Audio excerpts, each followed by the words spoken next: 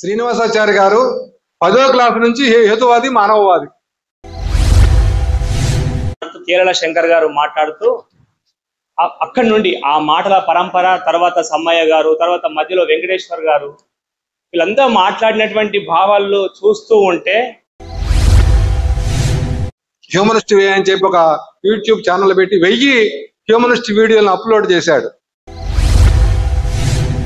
మనిషి అనేటువంటి వాడు హోమో సేపియన్స్ గా రూపొందినటువంటి క్రమం నుంచే ఇప్పుడు మన ఆలోచన అటువంటి వచ్చింది. తెలివైనటువంటి జంతువుగా, తెలివైనటువంటి మానవుడిగా మనం వచ్చి వ్యక్తులకు ఎక్కువ ఇంపార్టెన్స్ ఇస్తూ వ్యవస్థను మొత్తం చెడగొడుతుంది. ఇది ప్రజాస్వామ్యం కాదు, ప్రజాకీయాలు కావాలి. రాజకీయాలు కాదు, ప్రజాకీయాలు కావాలి. ప్రజాకీయాలు అంటే ప్రజలు వాళ్ళ కోసము వాళ్ళు చేసుకునేటువంటివి ప్రజాకీయాలు.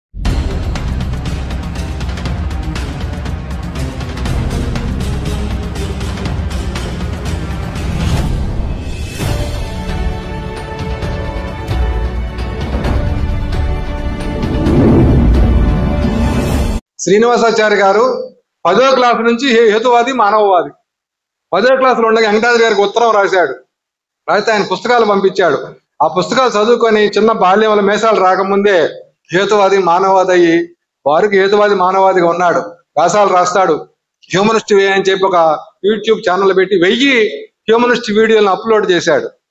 ఆయన ప్రసంగాలు చేస్తాడు. ఎంఏ సైకాలజీ చదివాడు, లెక్చరర్ ప్లస్ కార్యకర్త.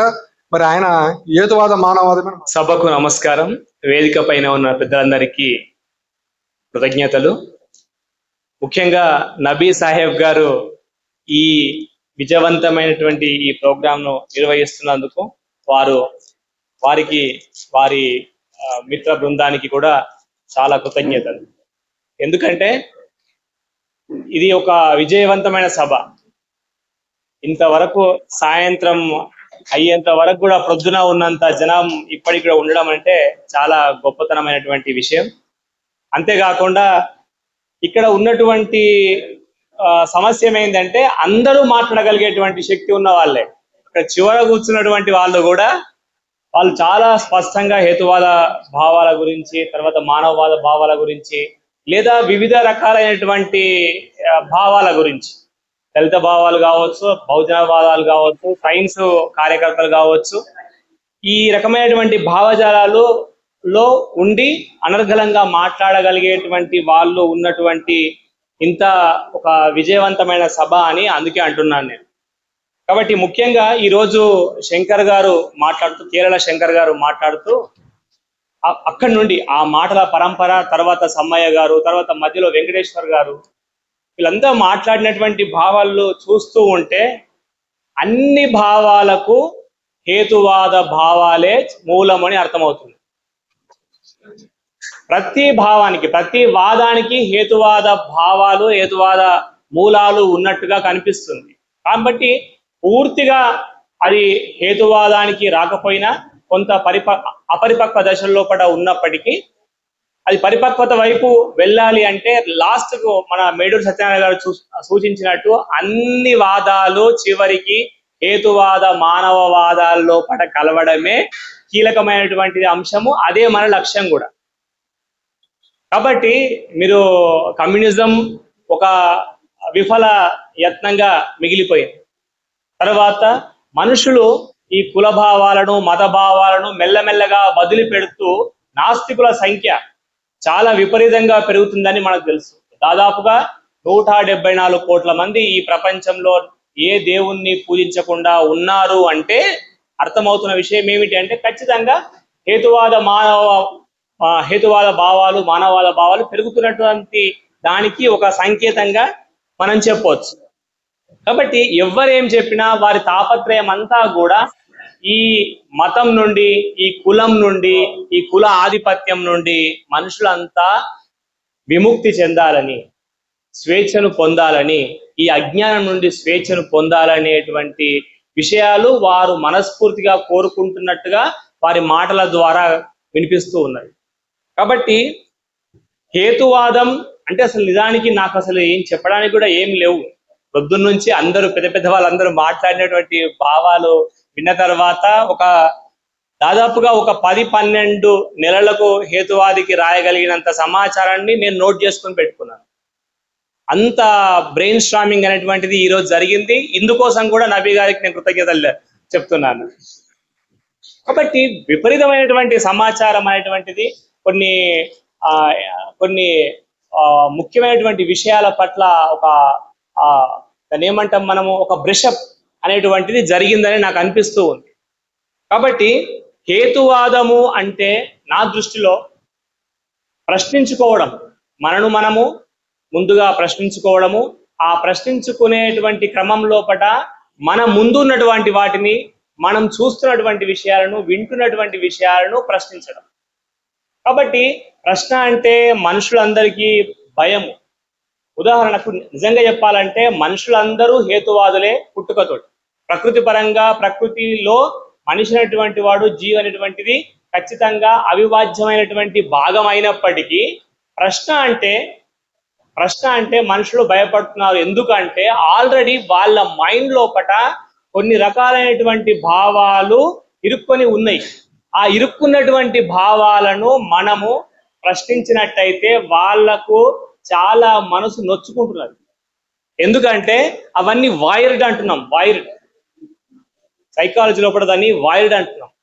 ఎందుకంటే అవి మానసికంగా వారి పెరుగుదలతో పాటుగా అవి ఆ బ్రెయిన్ లోపల ఉన్నటువంటి భావాలు పీకేస్తుంటే, మీరు ఉదాహరణకు కవచకుండలాలు అంటే మీకు తెలుసు కదా, కవచకుండలాలు కర్ణుడికి పుట్టుకతో వచ్చినటువంటి కొన్ని రక్షణలు, అట్లాంటి లాగా ఇవి కవచకుండలాగా మనకు తయారవుతున్నాయి.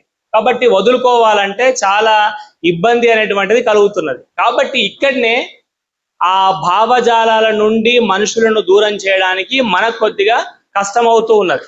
లేకపోతే మనుషులందరూ హేతువాదులే, మనుషులందరూ అన్ని విషయాల లోపల హేతుబద్ధంగా, చాలా శాస్త్రీయంగా, చాలా పద్ధతి ప్రకారమే ఆలోచిస్తున్నారు. కానీ కొన్ని విషయానికి వచ్చేసరికి ముఖ్యంగా కులము, మతము, దేవుడు, దెయ్యము, ఇట్లాంటి కొన్ని రకాలైనటువంటి మూఢనమ్మకాలు ఇవన్నిటి అనేసరికి కొంత వెనక్కు పోయేటువంటి అవకాశాలు మనకు కనిపిస్తున్నాయి. ఇవన్నీ మీరు నిజంగా చెప్పండి, ఒక్క చిన్న విషయం అడుగుతాను. ఎవరైనా ఆకలేస్తే అన్నం తింటున్నారా, లేకపోతే కంకర బుక్కుతున్నారా? కంకర, మట్టి, ఉష్కే తినట్లేదు. ఎందుకు? అది అరగదు, అది తినడానికి అర్హమైంది కాదు అనేటువంటి విషయం వీళ్ళకి తెలుసు. కాబట్టి మనుషులు సాధారణంగా అన్ని విషయాల లోపల హేతుబద్ధంగా ఉండాలని ప్రయత్నం చేస్తారు. కానీ కొన్ని విషయాలకు వచ్చే వరకు అవి అంటి ముట్టనట్టుగా భావిస్తారు. అందులో కీలకమైనటువంటిది మానవుడు తయారు చేసుకున్నటువంటి, రూపొందించుకున్నటువంటి భావము, అది దైవ భావన. దైవం అనేది ఉపయోగం కోసం అది తయారు చేసుకున్నాడో, లేకపోతే అది ఇతర అనేకమైనటువంటి కారణాల వల్ల ఉపయోగించుకున్న ఈ రోజున ఆ భావన అనేటువంటిది కొంత చెడును చేస్తున్నది. ఎందుకు అంటే ఆ దైవ భావము చుట్టూగా ఒక మత భావన అనేటువంటిది తయారైంది. ఆ మత భావన చుట్టూగా ఈ మూఢనమ్మకాలన్నీ కూడా తిష్ట వేస్తూ ఉన్నాయి. కాబట్టి ఎన్ని మూఢనమ్మకాలు ఉన్నాయంటే మన తల్లో వెంట్రుకలు ఉన్నాయి. కాబట్టి అన్నింటికి మతాలే కారణం, ఆ మతానికి దైవ భావన అనే కారణం. కాబట్టి ఈ దైవ భావన అనేటువంటిది ఒక్కటి పోగలిగితే, అది పోయేట్టుగా చేయగలిగితే, మనుషులు ఆలోచిస్తే ఆ భావన పోతుంది. కాబట్టి ఆ భావనను మనము ఫోకస్ చేస్తే, ఆ భావన పోగలిగితే ఖచ్చితంగా ఈ మత భావన తర్వాత దాన్ని అంటుకొని ఉన్నటువంటి అనేకమైనటువంటి భావాలన్నీ కూడా అవి ఆటోమేటిక్ గా రాలిపోయేటువంటి అవకాశం అనేటువంటిది ఉన్నది. కాబట్టి దీనికి ఇది జరగాలంటే ఏం చేయాలి?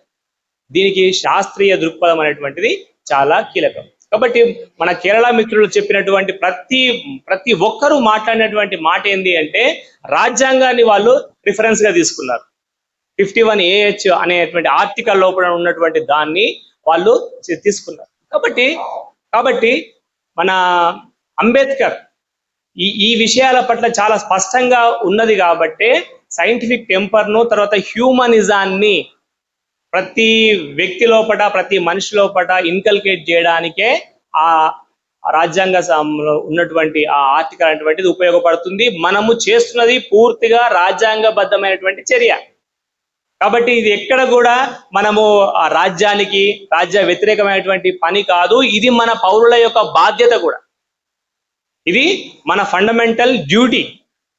కాబట్టి మనం చాలా చట్టబద్ధంగా చేస్తున్నాం, చాలా రాజ్యాంగబద్ధంగా చేస్తున్నాం. ఇది మానవులకు అవసరమైనటువంటిది, మానవులే చేసుకోవాల్సినటువంటిది. మరి ఇంకెవరో వచ్చి చేసేటువంటి అవకాశం అనేటువంటిది లేదు. రాజ్యంలో కూర్చున్నటువంటి వాళ్ళు రాజ్యాంగాన్ని అమలు చేస్తున్నామని చెప్తున్నటువంటి వాళ్ళు ఎట్టి పరిస్థితుల్లో అది చెయ్యరు. చేస్తే వాళ్ళ వెనక ఒక్క మనిషి కూడా పోడు.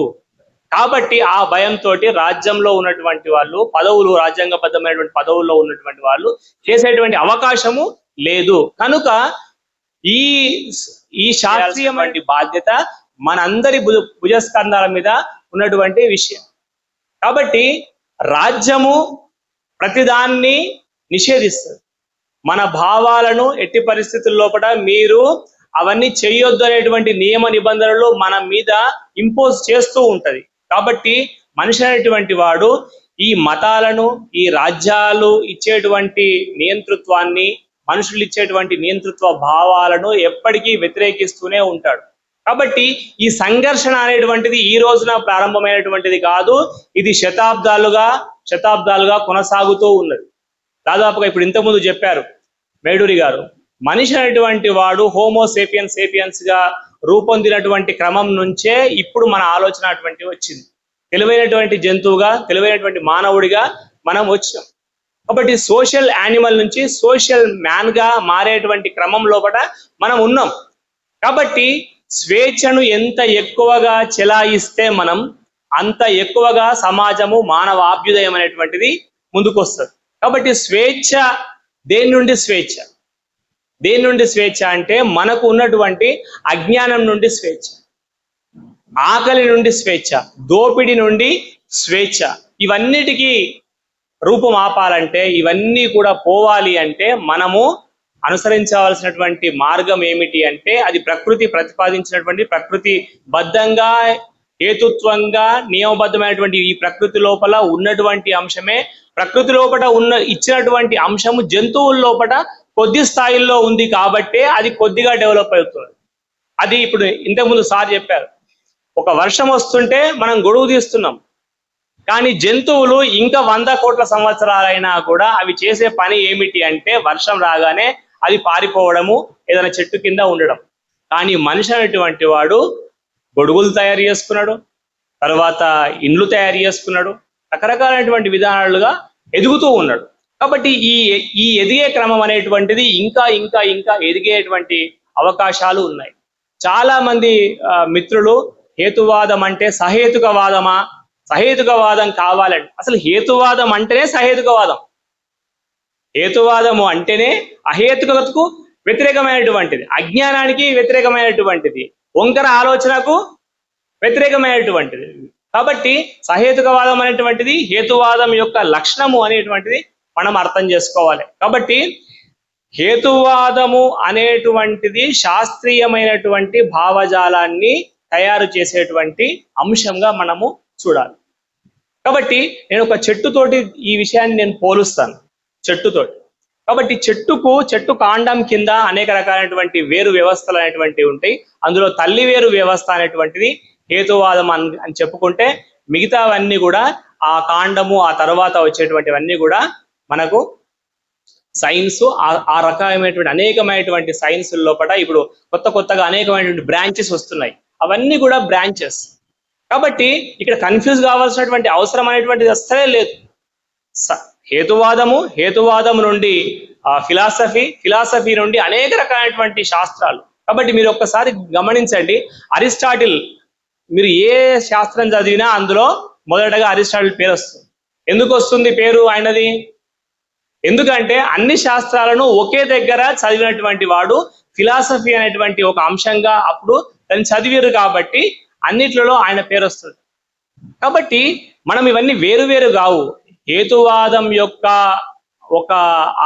ఆ రకంగా వచ్చినటువంటి ఆ ఆలోచన ధార ద్వారా వచ్చినటువంటి విపరీతమైనటువంటి శాఖలు తప్పితే మనం ఇందులో కన్ఫ్యూజ్ కావాల్సినటువంటి అవసరమైనటువంటిది లేదు. ఈ అన్ని శాస్త్రాలు చెప్తున్నది అంటే ఏంటిది? ప్రకృతి యొక్క రహస్యాలను, ప్రకృతిలో మనకు అర్థం కాకుండా ఉన్నటువంటి అనేకమైనటువంటి నియమాలను అవన్నీ చెప్తున్నాయి. కెమిస్ట్రీ ఒకటి చెప్తుంది, రసాల గురించి చెప్తుంది, ఖగోళం ఒకటి చెప్తుంది, కాబట్టి మన ఇంకా భూగోళ శాస్త్రం ఇంకోటి చెప్తుంది. అట్లా అనేక శాస్త్రాలు అనేటువంటి చెప్తున్న అంతా కూడా అది డిస్క్రైబ్ చేస్తున్న అంతా కూడా ప్రకృతికి సంబంధించినటువంటి విషయాన్ని తప్ప మరొకటి కాదు. కాబట్టి ఈ శాస్త్రాలన్నీ వాటి యొక్క ధర్మము, వాటి యొక్క అంతిమమైన లక్ష్యము ఏమిటి అంటే అది మానవవాదమే. అవన్నిటి యొక్క సారాంశాన్ని మనం అర్థం చేసుకుంటే మనుషులంతా ఒక్కటే అని చెప్తున్నాయి, మనుషులంతా సహకారపూర్వకంగా చెప్పాలంటున్నాయి, జీవించాలని చెప్తున్నాయి. కాబట్టి మనం సైన్స్ టెక్నాలజీని మనము పొరబడేటువంటి అవకాశాలు కూడా చాలా ఉన్నాయి. కాబట్టి సైన్స్ వేరు, టెక్నాలజీ వేరు. కాబట్టి ఈ రకమైనటువంటి సైన్స్, టెక్నాలజీ, ఫిలాసఫీ, తర్వాత హేతువాదం ఇవన్నీ కూడా మీరు కంటిన్యూయంలో మీరు చూస్తే ఒకే రకమైనటువంటి సమాంతరంగా పోతున్నటువంటి ఒక ధారలాగా మీరు ఆలోచిస్తే ఎట్టి పరిస్థితుల లోపల కూడా ఈ కన్ఫ్యూజన్స్ రావు. నేను ఇప్పటికి కూడా మీతో విన్నవిస్తున్నటువంటి మాట ఒక్కటే, అన్ని వాదాలకు కీలకమైనటువంటి వాదము, మూలవాదము హేతువాదం. అన్ని వాదాలకు తల్లి హేతువాదం, అన్ని శాస్త్రాలకు తల్లి ఫిలాసఫీ. అన్ని శాస్త్రాలు అక్కడి నుంచే ఉంటే అన్నిటి యొక్క గమ్యము మానవవాదం. కాబట్టి హేతువాదం అనేటువంటి హేతువాదానికి ఇది వాదము అంటే వాదం అనేటువంటి దాన్ని మనం వాడుతున్నప్పటికీ అదొక ఆలోచన విధానము, మానసికమైనటువంటి స్థితి. అది మనకు ప్రకృతి లోపల ఉన్నటువంటి స్థితే అది కొనసాగుతూ వస్తుంది. కాబట్టి దానికి అడ్డం వచ్చేటువంటి అనేకమైనటువంటి భావజాలాలను ఎంత త్వరగా ఖండిస్తే అంత త్వరగా మీ యొక్క ఆలోచన అనేటువంటి సాఫ్ అవుతుంది. లేకపోతే అనేక రకాలుగా మేటలు వేస్తే అనేక రకాలైనటువంటి నమ్మకాలు, మూఢనమ్మకాలు, అనవసరమైనటువంటి సమాచారము ఇవన్నీ మేటలు వేస్తూ ఉన్న తర్వాత అదొక మతంగా మారిపోతుంది. అప్పుడు మీ వైఖరిని మార్చుకోవడానికి మీరు ఇష్టపడకపోతే ఏమవుతుంది? మీరు మీకు అందినటువంటి సమాచారాన్ని ఆధారంగా చేసుకొనే వాళ్ళు అదే గిరిగీతల్లో ఉండి వారు ఆలోచన చేస్తారు. కాబట్టి సమస్యలకు పరిష్కారం కాదు. కాబట్టి మనము ఆలోచన విధానాన్ని పెంచుకోవాలంటే, మనం నిజంగా సహేతుకంగా ఆలోచించాలంటే, హేతుబద్ధంగా ఆలోచించాలంటే మనం అవుట్ ఆఫ్ ది బాక్స్ ఆలోచించాల్సినటువంటి అవసరం అనేటువంటిది ఉంటది. కాబట్టి మన రావిపూడి వెంకటాద్రి గారు చెప్పినటువంటి మాట ఇదే. అందుకోసమే 100 పుస్తకాల పైన ఆయన రాయడం జరిగింది. కాబట్టి ఎందులో మీరు చూసినటువంటిది అయినా కూడా హేతువాదం అనేటువంటిది కేవలం మత ఖండన అనేటువంటిది కానే కాదు. మత ఖండనతోటి మాత్రమే పరిమితం అయితే మన లక్ష్యాన్ని మనం చేరలేం. కాబట్టి నాస్తికత్వం అనేటువంటిది సమయ గారు మాట్లాడారు. నాస్తికుడికి చాలా ధైర్యం కావాలి. కానీ నాస్తికత్వం అనేటువంటిది కేవలం ఒక మజిలీ మాత్రమే. అసలు లక్ష్యము మానవవాదానికి ప్రయాణం చేసినప్పుడు మనకు విశ్వం అనేటువంటిది, ప్రకృతి అనేటువంటిది, మనుషులు అనేటువంటి వాళ్ళు అందరూ ఒకే రకంగా కనిపిస్తారు. ఏ రకమైనటువంటి తరతమ భేదాలు, ఆర్థిక భేదాలు, మనుషుల లోపల ఉండేటువంటి కుల, మత, ప్రాంత విచక్షణ, లింగ విచక్షణ ఏది లేదు. మానవవాది కళ్ళకు ఎలాంటి రంగు పూతలు అనేటువంటివి లేవు. కాబట్టి పెట్టుబడిదారి విధానం గొప్పదా, సామ్యవాద విధానం గొప్పదా, ఇవన్నీ అసలు అంతా అయిపోయింది, అవుట్డేటెడ్ సబ్జెక్ట్. కాబట్టి మానవవాదానికి చేరినటువంటి మనుషులు స్వేచ్ఛగా ఆలోచిస్తారు, అన్ని రకాలైనటువంటి రూల్స్ కు భిన్నంగా ఆలోచిస్తారు, వాటిని రూల్స్ ను దాటి కూడా చెప్పగలుగుతారు. కాబట్టి మనం ఇక్కడికి కొన్ని పరిధులు పెట్టుకొని ఉంటున్నాం. మనం ఆ పరిధులను దాటగలిగేటువంటి శక్తి అనేటువంటిది మనిషికి హేతువాద, మానవవాద ఉద్యమాలు, ఈ భావజాలం అనేటువంటిది ఇవ్వగలుగుతుంది. ఉదాహరణకు మీరు సోక్రటీసు అప్పుడు ఉన్నటువంటి సామాజిక వ్యవస్థను ప్రశ్నించి అప్పటి వరకు ఉన్నటువంటి ఆ ఆయన అక్కడ రాజ్యం ఏర్పాటు చేసినటువంటి కొన్ని నియమాలను వ్యతిరేకించాడు. ఆయన అసలు నిజంగా కూడా అసలు నాస్తికుడు కాదు. నిజంగా చెప్పాలంటే ఆయన దైవ వ్యతిరేక వాదన చేసిండని ఆయనను చంపేశారు. కానీ ఆయన ప్రభుత్వం ప్రకటించినటువంటి, రాజ్యం ప్రకటించినటువంటి, రాజు ప్రకటించినటువంటి వాటిని కాకుండా ఆయన సూర్య చంద్రులను దేవుళ్ళుగా స్వీకరించాడు. కేవలం సూర్య చంద్రులను దైవాలుగా స్వీకరించినందుకు మాత్రమే ఆయనను చంపారు. దేవుడు లేడని చెప్పలే ఆయన. నాకు ప్రత్యక్షంగా పరోక్షంగా వీళ్ళిద్దరు ఉపయోగపడుతున్నారు కనుక వాళ్ళను పూజిస్తా అన్నాడు. దానికే ఆయనను విషపాత్రగా ఇచ్చి చంపేసి.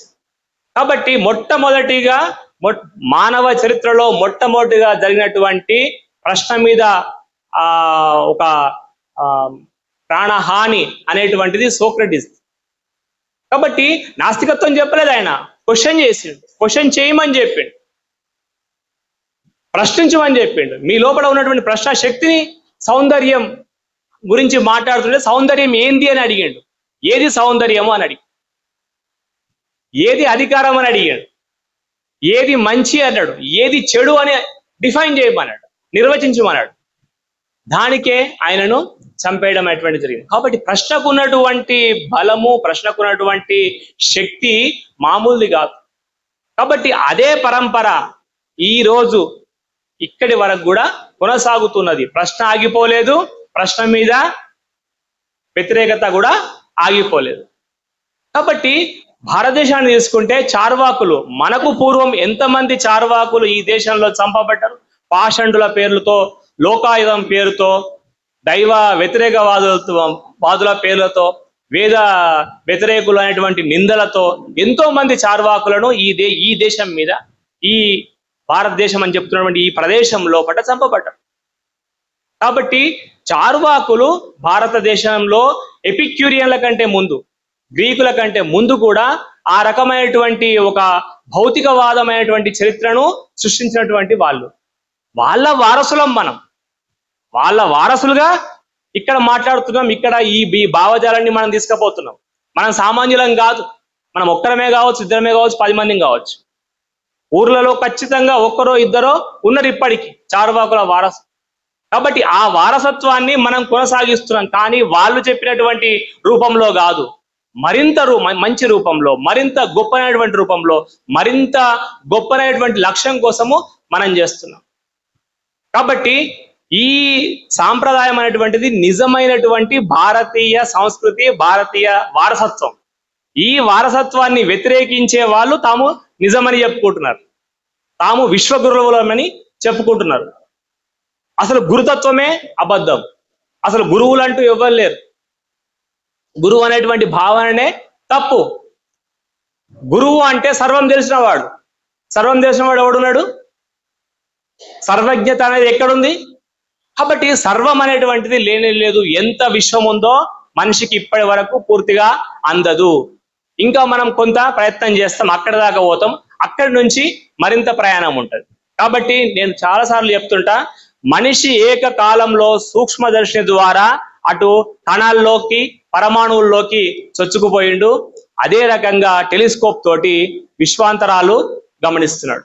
కాబట్టి ఈ రెండు ప్రయాణాలు, అటు లోపలికి ఇటు బయటకు, అటు అంతర్గతంగా ఇటు బాహ్యంగా, ఈ రెండు ప్రయాణాలు అనేటువంటివి చాలా కీలకమైనటువంటి. అట్లాగే మనుషులుగా మనము కూడా మన భావజాలంలో, మన మానసికమైనటువంటి ఆలోచనల లోపల మార్పు తెచ్చుకున్నప్పుడు భౌతికంగా మనం ఎక్కువ దూరం చూడగలుగుతాం, మనం విశాలవంతులం అవుతాం, విశాలంగా ఆలోచించగలుగుతాం. కాబట్టి మన సంతోష్ గారు ఒక మాట అన్నారు, జంతువుల పట్ల ప్రేమ. అసలు మనుషులను ఈ దేశంలో మనుషులుగా చూసేటువంటి సంస్కృతి లేనే లేదు. ఆవుల కంటే, బర్రెల కంటే కూడా మనుషులు ఇక్కడ పలుచరైనటువంటి వాళ్ళు. ఆవుకు మనిషికి దెబ్బ తాకితే ఫస్ట్ ఆవును తీసుకుపోయి హాస్పిటల్ తీసుకుపోతున్నారు. ఇది మన దేశం లోపల జరుగుతున్నటువంటి విధానం. ఎవరైనా కావచ్చు, ఏ రూపంగానైనా కావచ్చు. కాబట్టి మనుషులను మనుషులుగా చూసేటువంటి ఆ సంస్కారాన్ని, ఆ మానవతా విలువలను ఆ మానవవాద విలువలను మనము పెంపొందించాల్సినటువంటి అవసరం అనేటువంటిది ఉంటుంది. కాబట్టి మనిషిని ద్వేషిస్తూ జంతువుల పట్ల ప్రేమ అనేటువంటిది మానవవాదానికి వ్యతిరేకం. మానవతావాదం ఓకే, మానవవాదానికి పొరపడాల్సినటువంటి అవసరమే లేదు. ఎందుకంటే మానవతావాదం అనేటువంటిది అది జంతువులను, చెట్లను అన్నింటినీ సమదృష్టితో చూడమని చెప్తూ ఉంటది. కానీ ఇక్కడ మానవవాదం అనేటువంటిది మనిషి అనేటువంటి వాడు అన్ని రకాలైనటువంటి వ్యవస్థలకు కీలకమైనటువంటి వాడు, మనిషి అనేటువంటి వాడే కేంద్ర బిందువు. ఈ కేంద్రాన్ని వదిలిపెట్టి అటు ఆర్థిక వ్యవస్థ లోపల ఒక కార్మికునిగా, ఒక అభాగ్యునిగా, ఒక అసలు పనికిరాని దద్దమ్మలాగా చూసేటువంటి ఏ వాదమైనా తప్పు. కాబట్టి మనము వ్యక్తిని కించపరిచే, మనిషిని కించపరిచే, మనిషి యొక్క డిగ్నిటీని, గౌరవాన్ని తగ్గించేటువంటి ఏ చర్య అయినా అది మానవవాదానికి వ్యతిరేకము. కాబట్టి మనిషిని ఎంత ఏ స్థాయి లోపల ఎక్కడ కూర్చోబెట్టాలనో అక్కడ పెడుతూ, అక్కడ ఆలోచిస్తూ మనము కొన్ని నిర్ణయాలు తీసుకోవాల్సినటువంటి అవసరం అనేటువంటిది ఉంటది. కాబట్టి మానవవాదము, హేతువాదము అనేటువంటి వాటి లోపల మానవవాదానికి ఉన్నటువంటి డిఫరెన్స్ ను, తర్వాత శాస్త్రానికి అంటే విజ్ఞాన శాస్త్రానికి, తర్వాత టెక్నాలజీకి, సాంకేతిక శాస్త్రానికి ఉన్నటువంటి ఈ తేడాను మనము గమనించవలసినటువంటి అవసరం ఉంది. చాలా ఫ్లూక్ గా చాలా మంది టకా ఇవన్నీ మాట్లాడుతూ ఉంటారు. వీటి యొక్క సందర్భాన్ని, వీటి యొక్క అవసరాన్ని, అది ఏ భాష, అది ఏ ఉద్దేశంతో మనం మాట్లాడుతున్నామో మనము అది తెలుసుకోకుండా మాట్లాడితే అనేకమైనటువంటి తాత్విక గందరగోళాలు వచ్చేటువంటి అవకాశం అనేటువంటిది ఉంటుంది. కాబట్టి మానవవాదము 3 రకాలైనటువంటి విప్లవాలను తీసుకురావాలని కోరుకుంటున్నది. ఒకటి భావ విప్లవము, అంటే మనుషుల లోపల, మనుషుల ఆలోచన లోపల, మనుషుల యొక్క భావాల లోపల మార్పు రావాలి. ఆ మార్పు అనేటువంటిది మెదడుకు కీలకమైనటువంటిది. ఆ మెదడులో వచ్చేటువంటి భావాలను పుట్టించేటువంటి మెదడు వ్యక్తుల లోపల మారాల్సినటువంటి అవసరం ఉంది. సాఫ్ట్వేర్, ఇంతకుముందు అన్నారు సార్, మనుషుల లోపల ఉన్నటువంటి జెనెటికల్ ఎండోమెంట్ అంతా కూడా ఒకటే రకంగా ఉంది. 10 లక్షల సంవత్సరాల నుంచి కూడా మీరు తీసుకుంటే ఒకే రకంగా ఉంది. కానీ మానసికంగా మనిషికి అందుతున్నటువంటి సమాచారం ఏదైతే ఉందో జ్ఞానేంద్రియాల ద్వారా, అది చాలా గొప్పగా ఉంది. చాలా మంది ఒక 20 ఏళ్ళ కింద, 30 ఏళ్ళ కింద కంప్యూటర్ అంటే ఏందో మనకు అసలు తెలియదు, మనం వాడేటువంటి అవకాశం కూడా లేకుండే, వాడడానికి చాలా ఇబ్బంది పడుతుంటిమి. కానీ ఈ రోజున పిల్లలు చాలా ఈజీగా మీ ఫోన్ లాక్ తీసేస్తున్నారు. వానికి తెలిసేస్తుంది. ఆ సాఫ్ట్వేర్ అనేటువంటిది వాని మైండ్ చాలా స్పీడ్ గా గ్రాస్ప్ చేస్తుంది. కాబట్టి మోడర్న్ సైన్స్ ను మోడర్న్ మ్యాన్ అనేటువంటి వాడు క్రియేట్ చేస్తున్నాడు, దాన్ని ఈజీగా ట్రాక్ చేస్తున్నాడు, దాన్ని క్రాక్ చేసుకోగలుగుతున్నాడు. కాబట్టి మనుషులు అనేటువంటి వాళ్ళు ఈ రకంగా మోడర్న్ గా మనం అన్నిట్లలో మోడర్నిటీని వాడుకుంటాం. మోడర్న్ గా ఉండాలి, ఆధునికంగా ఉండాలి. మన వేష భాషల లోపల రకరకాలైనటువంటి అన్నిట్ల లోపల ఇల్లు స్ట్రక్చర్ లోపల వచ్చేటువంటి వాటిని ఇంపోర్ట్ చేసుకోవడము, లేకపోతే అమెజాన్ లో బుక్ చేసుకోవడము, అన్నిటిని వాడుతున్నాం. కానీ మన మెదడులో ఉన్నటువంటి భావజాలాన్ని, సాఫ్ట్వేర్ ను మార్చుకోకుండా మనము ఎన్ని కథలు పడ్డా అవన్నీ వృధా ప్రయాసలే అవుతాయి. కాబట్టి మనము మానసిక విప్లవాన్ని తీసుకురావాలి. అది మానవవాదంలో మొదటి మెట్టు. ఇక రెండవది ఆర్థిక ప్రజాస్వామ్యము లేదా ఆర్థిక విప్లవం. ఇందులో సహకార ఆర్థిక విధానాన్ని ఎంఎన్ రాయ్ తర్వాత ఇతరులంతా ప్రవేశపెట్టడం అనేటువంటి జరిగింది. కాబట్టి దేశాల మధ్య సమైక్యత ఉన్నప్పుడు, ఐక్యత ఉన్నప్పుడు, పరస్పర సహకారం అనేటువంటిది ఉన్నప్పుడు అన్ని రకాలైనటువంటి సాధనాలు వాళ్ళు మనకిస్తారు, మనము వాళ్ళకిస్తాం. నిజంగా చెప్పాలంటే ఇండియా ఎక్స్పోర్ట్ చేసేటి ఏం లేవు, ఇండియా ఇంపోర్ట్ చేసుకోవడమే ఎక్కువ. మీరు చూడండి ఇండియా ఏం ఎక్స్పోర్ట్ చేస్తున్నది, చాలా తక్కువ ఎక్స్పోర్ట్ చేస్తున్నది. ఆధునిక విషయాలు, ఆధునిక టెక్నాలజీని ఎక్స్పోర్ట్ చేసేటువంటిది ఇండియా కాదు. మీరు అమెరికా నుంచో, రష్యా నుంచో, చైనా నుంచో మీరు ఇంపోర్ట్ చేసుకోవాల్సిందే. మనం ఏం చేస్తాము, అరటి పండ్లు ఇవి చేస్తాం, అంతే తప్పితే. కాబట్టి నేనేమంటున్నా అంటే మనము మన ఆలోచన విధానం లోపల గణనీయమైనటువంటి మార్పు వస్తేనే మీరు తయారు చేయగలుగుతారు, మీరు కొత్తది క్రియేట్ చేయగలుగుతారు. కాబట్టి అసలు మన మెదళ్ళు అనేటువంటివి ఇంకా బూజులోనే ఉన్నాయి. ఇండియాలో రినైజాన్సే రాలేదు. ఇంకా జ్ఞాన పునర్వికాస ఉద్యమం అనేటువంటిది బ్రిటన్ లో మనకు వెస్ట్ లో 14వ శతాబ్దం లోపల వస్తే ఇండియాలో ఇప్పటి వరకు రాలేదు. రాకపోతే ఇంకెక్కడ ఇక్కడ భావాలు మారుతాయి. కాబట్టి భావ విప్లవంతో పాటుగా ఈ రకమైనటువంటి ఆర్థిక విప్లవాలు ఇవి ప్రభావితం అవుతాయి. భావాలు మారితే ఆర్థికత ప్రభావితం అవుతుంది. అంతేకాకుండా మూడవ విప్లవం మన రాజకీయ విప్లవం. రాజకీయ విప్లవం లోపల ఉండేటువంటి అంశాలు ఏంటి అంటే ముఖ్యంగా రెండు విషయాలు. ఒకటి partyless democracy, powerless politics. Politics లో పవర్ లేకపోతే ఎవడు పోతాడు? కాబట్టి ప్రజాస్వామ్యంలో పార్టీలు ఉండొద్దు అని ఎంఎన్ రాయ్ ప్రతిపాదించిండు. అంతేకాకుండా అధికారం అంటే రాజకీయం అంటే అధికారం కాదు, అది ప్రజాకీయాలు. రాజకీయాలు అంటేనే మీకు అక్కడ పదంలోనే డిఫరెన్స్ కనబడుతుంది. రాజులు వాళ్ళు, మనం బంటులము లేదా వ్యర్థులము.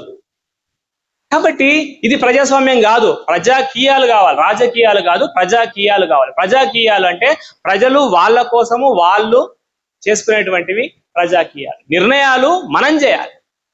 మన నిర్ణయము down to top, bottom up approach.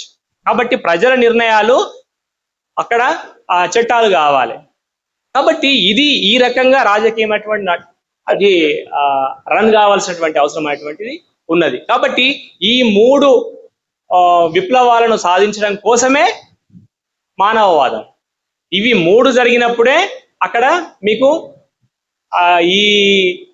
ఈ రకమైనటువంటిది జరుగుతుంది. నిన్న మేము ప్రయాణం చేస్తూ వస్తూ ఉన్నప్పుడు గుమ్మా వీరన్న గారు ఒక మాట మాట్లాడారు. అసలు ఇక్కడ అక్కడ ఎట్లా తేడా ఉన్నది, ఫిన్లాండ్ లో, తర్వాత జర్మనీలో, తర్వాత యూరోపియన్ కంట్రీస్ లోపల ఎంత రకమైనటువంటి గొప్ప మార్పులు వచ్చినాయో వాళ్ళు చెప్తూ ఉన్నారు.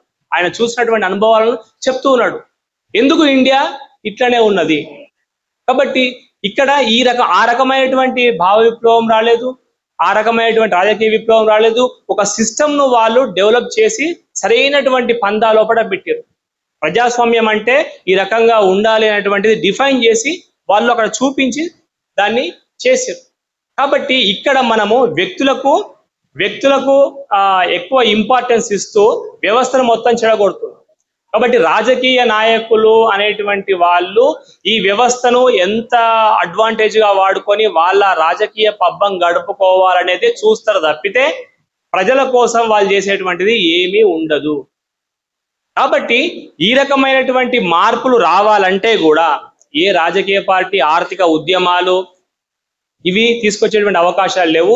స్వచ్ఛందంగా ప్రజలు, స్వచ్ఛందంగా మనుషులు మాత్రమే ఈ ప్రపంచం లోపల ఈ మార్పులు తీసుకొచ్చారు. డార్విన్ ఒక్కడే, సోక్రటీస్ ఒక్కడే, అరిస్టాటిల్ ఒక్కడే, అవునా కాదా? ఒక్కడే. వీళ్ళు ఈ ప్రపంచాన్ని ఈ రకమైనటువంటి వ్యవస్థలను మార్చడానికి వాళ్ళు వాళ్ళ జీవితాలను త్యాగం చేసి వాళ్ళు ఈ రకమైనటువంటి ఒక సిస్టమ్ ను తయారు చేసి వదిలిపెట్టారు. కాబట్టి వారి యొక్క వారసులము మనం, వారి యొక్క వారసత్వమే మనం. కాబట్టి 2-3 లక్షల సంవత్సరాల తెలివైనటువంటి మానవ లక్షణాలు మన లోపల కొనసాగుతూ ఉన్నాయి. కాబట్టి ఎప్పటికైనా ఈ ప్రపంచం లోపల మన హేతువాద మానవవాద ఉద్యమాలకు కీలకమైనటువంటిది స్వేచ్ఛ, సమానత్వము, సౌభ్రాతృత్వము అనేటువంటి ఈ విలువల కూడినటువంటి జీవితమే గొప్పది. మొత్తానికి హేతువాద మానవవాదాలు ఎవైనా లాస్ట్ కు మానవుని యొక్క నైతికతకు దారితీయాలి. నైతికంగా మనిషి దిగజారినప్పుడు మీరు ఏది చెప్పినా అది మనుషులు తీసుకోరు.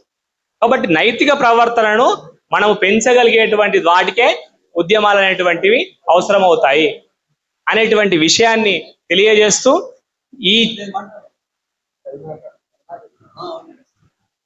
ఈ అవకాశాన్ని నాకు ఇచ్చినటువంటి నబీ షేక్ గారికి, తర్వాత మేడి సత్యనారాయణ గారికి, డాక్టర్ గుమ్మా వీరన్న గారికి, ఇతర కేరళ మిత్రులందరికీ కూడా కృతజ్ఞతలు తెలియజేస్తూ thank you very much sir.